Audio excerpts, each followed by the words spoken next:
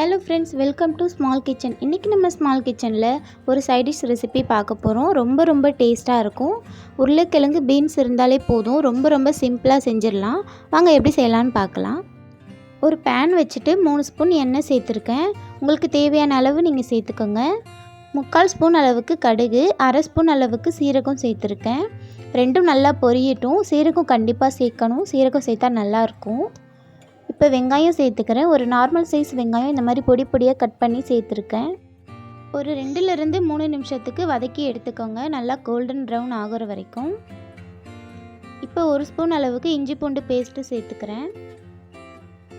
இஞ்சி பூண்டோட பச்சை வாசனை போகிற அளவுக்கு நல்லா வதக்கி விட்டுக்கோங்க.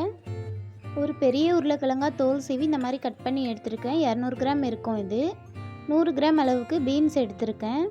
ரெண்டையும் நல்லா வதக்கி விட்டுக்கலாம் ஒரு 2லிருந்து 3 நிமிஷத்துக்கு.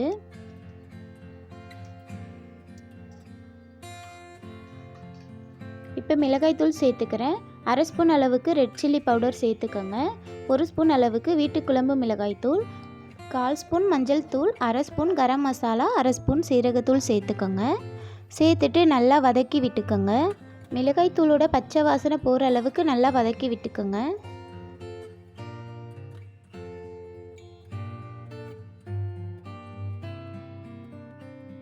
ஒரு நார்மல் சைஸ் தக்காளியில் பாதி தக்காளி இந்த மாதிரி கொஞ்சம் பொடியாக கட் பண்ணி சேர்த்துக்கோங்க.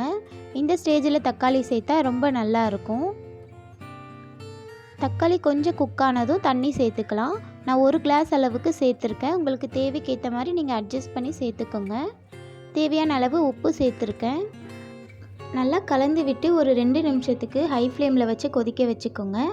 அதுக்கப்புறமா தட்டு போட்டு மூடி லோ ஃப்ளேமில் வச்சு ஒரு 3 நிமிஷத்துக்கு கொதிக்க வச்சிங்கன்னா காய்கறிகள் நல்லா வெந்துடும். நல்லா குக்கானதும் லாஸ்ட்டாக கொத்தமல்லி தூவி இறக்கிக்கோங்க.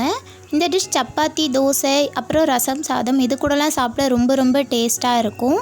கண்டிப்பாக ட்ரை பண்ணி பாருங்கள். நம்ம சேனலில் போடுற வீடியோஸ்லாம் உங்களுக்கு பிடிச்சிருக்கும்னு நினைக்கிறேன். பிடிச்சிருந்தா மறக்காமல் நம்ம சேனலுக்கு சப்ஸ்கிரைப் பண்ணி சப்போர்ட் பண்ணிக்கோங்க. Bye friends.